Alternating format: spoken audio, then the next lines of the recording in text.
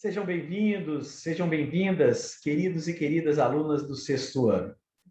Meu nome é Danilo, sou professor de História, estou aqui para mais um momento de troca de ideias, mais um momento para que a gente faça história juntos.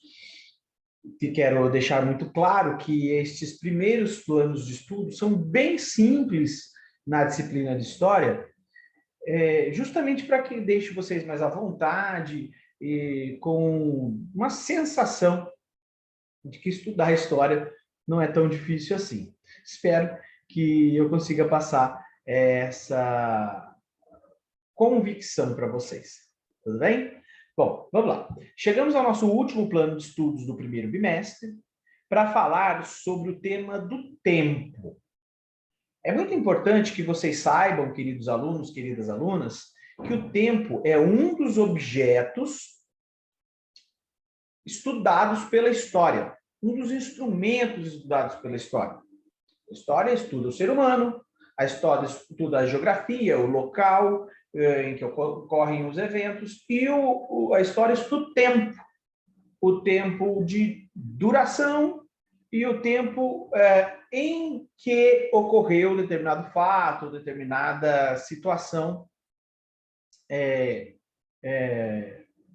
que envolve as sociedades, que envolve os seres humanos. Tudo bem? Então, o objeto de estudo hoje da nossa aula é entender o que é o tempo e qual é a sua importância para a história. Vamos lá? Colocamos aqui uma pequena introdução. Estudantes, neste plano, nós estudaremos algo que faz parte da vida de todos nós, o tempo. Aproveite e separe um tempo para nossos estudos. Siga com atenção e dedicação. Fique atento, muito atento nesta informação.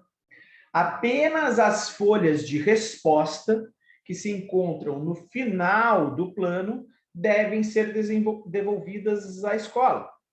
As demais começarão a ser, a partir de agora, material de apoio para estudos futuros, tá? O que isso significa?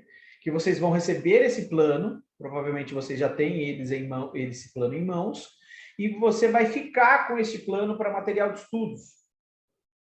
Você vai devolver à escola, quem devolve, é claro, quem manda a foto não é necessário, mas quem devolve o plano vai devolver apenas a folha de resposta com as atividades realizadas.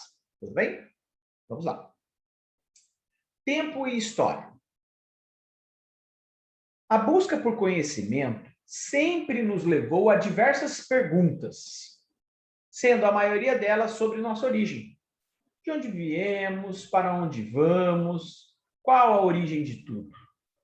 Para responder essas perguntas e outras, criaram uma ciência exclusiva, a história. A história é a ciência que estuda os seres humanos no tempo. Muito importante isso. Isso é uma definição bem simplificada da ciência histórica que a gente já abordou nos planos anteriores, tá? Mas, afinal, Danilo, o que é o tempo? Isso é muito importante, tá, pessoal? Se vocês quiserem anotar, seria bem legal. O tempo é a duração dos acontecimentos. Mas o que isso quer dizer, Danilo?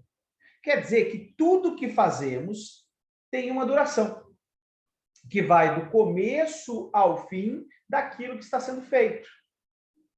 Vamos pensar num exemplo. Uma partida de futebol tem 90 minutos, ou seja, esta é a duração de uma partida de futebol, desde o começo até o fim. Então, o tempo é a duração de algo que está acontecendo, tá? Do começo até o fim, com recorte, tá? Então, no caso apresentado aqui, a partida de futebol tem duração de 90 minutos. Logo, o tempo de uma partida de futebol é 90 minutos, ou são 90 minutos. Tudo bem? Por outro lado, se pegarmos, por exemplo, uma partida de Free Fire, que a maioria de vocês conhece e joga, sabemos que não existe um tempo exato de minutos de duração dessa partida. Mas existe um começo e um fim. da partida que você se propõe a jogar. Esse começo e fim de uma partida de Free Fire, por exemplo, marca o tempo de uma partida. Bem? Tudo que tem começo tem fim. Algumas coisas chegam ao fim de forma mais rápida, outras demoram mais. Este intervalo entre o começo e o fim é o tempo das coisas. Tudo bem? Tranquilo? Resumindo, o tempo é a duração de um acontecimento, que pode ser um dia, um mês, um segundo ou uma vida toda. Toda ação, tudo que fazemos, tem uma duração, que é o tempo. Então, vejam, pessoal, que o tempo é um objeto fundamental para a existência humana e essencial para o estudo da história. Todo acontecimento histórico acontece em um determinado tempo. Tudo bem? Maravilha. Vamos pensar um pouco mais sobre isso. Lembrando, tá, pessoal? Vocês vão ver a questão no plano, mas vai responder lá na folha de respostas, tá? Responda as questões abaixo, se preferir, consulte a internet ou peça ajuda a um adulto. Então, se quiser, pode perguntar para o adulto, pode consultar a internet. Quais os objetos, coisas, usamos para medir o tempo? Como que a gente mede o tempo? Calendário? Correto. Relógio? Correto. Estações do ano? Correto. Então, veja que existem formas, coisas e objetos que nos ajudam a medir o tempo. Em sua opinião, como descobriram que um mês tem a média de 30 dias? E um dia tem 24 horas? Então, essa é uma pergunta bem pessoal, tá, pessoal? Vocês vão colocar o que vocês pensam, o que vocês acham sobre isso, para que a gente debata depois. Mas eu posso ajudar vocês aqui no sentido de que o mês tem 30 dias, descobre-se que o mês tem 30 dias olhando, observando o Sol, observando a posição da Lua, observando que a Lua tem 4 fases. Então, a observação das condições climáticas ajudou o ser humano a dividir o tempo. Muito importante nesse momento, tá, pessoal? Isso não ocorreu de uma hora para outra. A divisão dos meses em 30 dias, a divisão do dia em 24 horas, isso ocorreu no decorrer de séculos. Os seres humanos nasciam, viviam, morriam, observavam a natureza, observavam as estações do ano, anotavam, deixavam para os seus descendentes, e isso foi se construindo no decorrer de muito tempo, tá? Então, a construção do conhecimento de tempo para 30 dias em um mês e 24 horas para um dia ocorreu a partir de muita observação e no decorrer de um período muito longo, tá? Se você quiser colocar aí que tanto o mês como os dias foram descobertos a partir de um longo processo de observação das condições climáticas e das condições de produção de alimentos através da agricultura, você está correto, você está correta e você responde essa questão, tá? Professor, me perdi. Volta o vídeo, pega esse vídeo, esse trechinho que eu expliquei, volta, anota e continue a aula, tá bem? Obrigado. Letra C. Você já teve a sensação de que o tempo está demorando para passar ou passando muito rápido? Dê um exemplo de algo que você realiza que faz o tempo parecer muito longo e um que faça o tempo parecer mais curto. Quando eu dou essa aula em sala, os meus alunos, de cara, eles percebem que a ideia é de que tudo que é chato dá a impressão que demora mais. Tudo que é legal, é divertido, é interessante, dá a impressão que passa rápido. Então, é exatamente isso. Até a nossa noção de tempo é relativa, depende do que a gente gosta, não gosta, e a nossa percepção de tempo muda, tá? Então, eu quero que vocês me digam, qual atividade que você faz, que provavelmente você gosta, que faz o tempo passar muito rápido? Qual atividade que você faz, que você não gosta, que provavelmente faz o tempo passar de forma mais devagar? Lembrando, o tempo passa da mesma forma, não tem mudança quando o tempo passa mais rápido ou mais devagar, isso não existe. Mas a nossa ideia, a nossa percepção de tempo, sim, ela é algo que às vezes parece que é muito demorado, às vezes é muito rápido, tá? Parte 2, a divisão do tempo. Existem duas formas de dividir o tempo. Os historiadores dividem esse tempo em tempo cronológico e tempo histórico. Então, eu não vou ler esse texto, não, mas eu vou resumir para vocês, tá? O tempo cronológico é o tempo que está marcado nos calendários, nos relógios, nos instrumentos, que serve para a sociedade em geral se organizar melhor, tá? Só que o instrumento usado para marcar o tempo pode variar de acordo com o povo e a época, pois o tempo muita atenção, anote isso aí no seu caderno, tá? Uma construção cultural, isto é, cada sociedade terá um jeito de se relacionar com ele, de registrá-lo e contá-lo. Construção cultural significa que cada povo, cada sociedade tem uma cultura que pode gerar um calendário diferente, tá? Então, veja, só para falar rapidamente, de forma bem superficial sobre cultura. A minha cultura provavelmente é diferente da cultura de vocês em vários aspectos, tá? Então, a gente tem culturas, preferências diferentes, certo? Quando se junta as preferências culturais de uma sociedade, isso pode levar, não estou dizendo que é sempre, mas pode levar à construção de um calendário próprio, de uma forma de contar o tempo diferente. Aqui nós temos dois exemplos, tá? Existem outros, muitos outros, tá? Por incrível que isso pareça, quando eu dou essa aula, os meus alunos falam, nossa, professor, tem tanto jeito de contar o tempo diferente no mundo? Tem. Mas eu vou dar dois que estão aqui no plano, tá? Primeiro, o calendário que você conhece.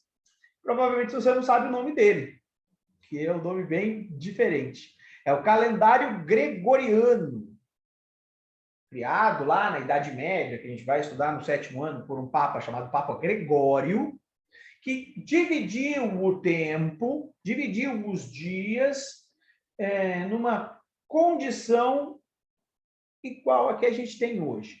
Meses que variam de 28 dias, no mês de fevereiro, a 30, 31 dias, dependendo do mês, tá? Em 365 dias, salvo o ano bissexto, que é 366. Então, este seria o calendário gregoriano, e veja como as sociedades e as culturas diferentes tornam a contagem do tempo muito curiosa. Os maias, povo que praticamente não existe mais, existem alguns remanescentes na América Central, mas os maias, que viveram intensamente durante muito tempo lá na região do México, da América Central, contavam o tempo como um círculo muito grande e deram ao nome de calendário maia. Veja que o calendário maia, bem exótico, bem diferente, diverge muito ao calendário gregoriano que a gente usa hoje. tá? Questões. Agora é a sua vez de praticar. Usando o seu conhecimento sobre o tempo cronológico, responda. Quanto tempo falta para o seu próximo aniversário? Conte os meses, dias e, se quiser, até as horas. As horas acho que não é necessidade, né? Mas, se você quiser. Quantos dias e meses falta para o seu aniversário? Escolha 3 atividades para fazer e anote quanto tempo levou para realizá-las. Aí a gente vai começar a controlar o nosso tempo e organizar melhor a nossa relação com o tempo. E, por fim, chegamos à questão do tempo histórico, que, na maioria das vezes, é o que vai importar para nós. O tempo histórico é o tempo que tem longa duração, usados pelos historiadores para dividir a história em períodos. Então, nós, historiadores, Danilo e outros profissionais da área, dividimos a história em grandes períodos para entender e organizar melhor os estudos históricos, com características semelhantes, parecidas. Cada período indica um processo histórico ocorrido. Então, na pré-história, um processo bem definido, na antiguidade, na Idade Média, na Idade Moderna e na Idade Contemporânea que vivemos hoje. Tá? Então, são processos de longa duração. São muitos fatos, muitos acontecimentos que acontecem numa grande extensão de tempo. Tá? Chamamos processo histórico o conjunto de ações, costumes, maneiras de pensar e de viver da humanidade durante um longo período de tempo. O tempo histórico é usado para separar as eras distintas da história da humanidade. Eu quero deixar uma coisa muito clara, não está nesse plano, provavelmente a gente vai trabalhar no próximo. Até os tempos históricos são construções culturais. O que isso quer dizer? Que existem outras sociedades que dividem os tempos históricos de formas diferentes. Então, essa divisão que está aqui, esteve lá na parte de cima e está aqui, pré-história, Idade Antiga, Idade Média, Idade Moderna, Idade Contemporânea. Se você for, por exemplo, no Japão, na China, em países do Oriente, provavelmente você vai ver uma divisão histórica diferente, porque eles levam em consideração outros acontecimentos históricos para dividir as eras, para dividir o tempo histórico. Tá? Então, o tempo, seja ele cronológico, ou seja ele histórico, é uma construção cultural. Depende do povo que está analisando. Tá? Esse, como eu disse, tem essas 5 divisões. Temos aqui os fatos que marcam a transição de uma era para outra. E aqui é a hora de praticar. Em uma folha, construa uma linha do tempo contando a história da sua vida. Com a ajuda de um adulto, pesquise detalhes de sua história e transformações importantes que você passou. Tudo isso tem que ser registrado em sua linha do tempo, que pode começar, por exemplo, mesmo antes do seu nascimento, se você quiser. Ou a partir dele, com a data que começou a andar, falar, todos os grandes acontecimentos de sua vida até agora. Tá bom? Você vai fazer uma linha, muito semelhante a essa linha aqui do tempo histórico, e vai fazer cortes nessa linha, colocando os fatos importantes ocorridos na sua vida. Tá? E a contagem do tempo. Qual que é a principal divisão de tempo usado pela história? Os séculos. Século é um conjunto de 100 anos. Então, o Danilo, quando vai trabalhar, por exemplo, sobre o Império Romano, que a gente vai estudar lá no final do ano, ele vai falar que o Império Romano começa no século I a.C. Então, o século I corresponde a um conjunto de 100 anos, a um período de 100 anos, tá?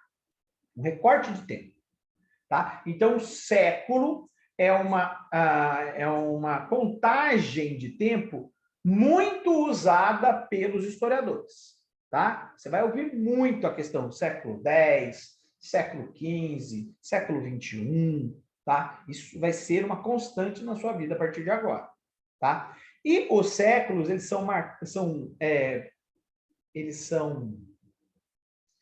representados através de números romanos, diferente dos indo-arábicos que nós usamos hoje. Os algarismos vão de 0 a 9 e podem compor qualquer número existente. Os números romanos, eles são por letras. E é muito importante que você conheça, num primeiro momento, os 20 primeiros.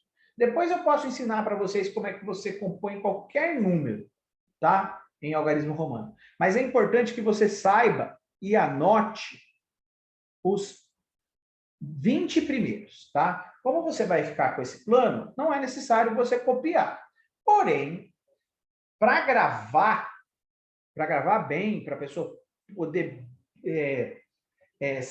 não ter mais dúvidas, seria legal você anotar esse quadro. Então, eu deixo a recomendação que você anote esse quadro. Porque aqui você vai ter a duração do século, de 1 a 100, e a sua correspondência em numeral romano. Tá? Então, o ano de 1101 a 1200 corresponde ao século XII.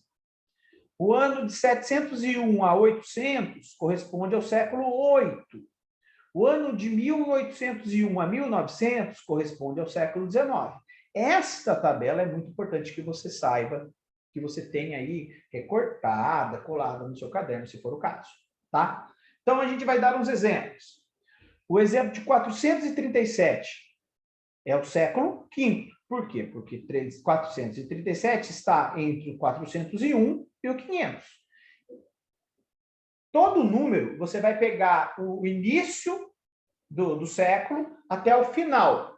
E você vai compor o século que ele está. Então, 437, se está entre 401 e 500, olha aqui o 401 e o 500. Então, é século V. Século V, né? 1343. Olha aqui, ó. 1300 até 1400. Não está entre esses dois? Século XIV. Outro exemplo, 2013. 2013 está entre o 2000, que já não está mais nessa tabela, 2001, até o 2100. Logo, é o século XXI. Tudo bem? Nós, no ano de 2021, se está entre o ano 2001 e 2100, estamos no século XXI. Tá? Vamos praticar. Neil Armstrong foi o primeiro ser humano a pisar na Lua, em 1969. Qual é o século? 1969 está entre 1901 e 2000. Logo, é século XX. Em romano, tá? Pedro Álvares Cabral chegou ao Brasil em 1500. Século 1401 a 1500. Já está até aqui, dá até para ver na tabela aqui, ó. 1401 a 1500, século XV. As Torres Gêmeas sofreram um ataque terrorista em 2001, século 2001, já não está mais na tabela, até 2100, século 21. X, X, I. Tá? X, X, I. 21. Tá?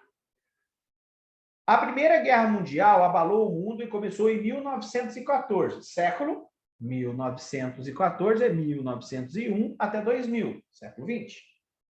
A Lei Áurea aboliu oficialmente a escravidão no Brasil, em 1888. No século 1888 está entre 1801 e 1900, século XIX. Chegamos aqui à questão do Para Saber Mais. Fica aí algumas sugestões de vídeos para que você entenda melhor o tema, o assunto, algumas referências de leitura também, tá? Uma atividade prática, que é, se você quiser, tá? Mas é muito interessante a questão da ampulheta, é uma forma de contagem de tempo, e a folha de respostas. Esta folha que você vai responder, vai preencher e vai entregar na escola. Tá bem, meus queridos? Tá bem, minhas queridas? encerrando aqui o compartilhamento. Quero agradecer novamente a presença, novamente o carinho e me disponibilizar para ajudá-los, para ajudá-las no que eu puder. Muito obrigado, fiquem bem, até nosso próximo encontro. Abraços, tchau, tchau.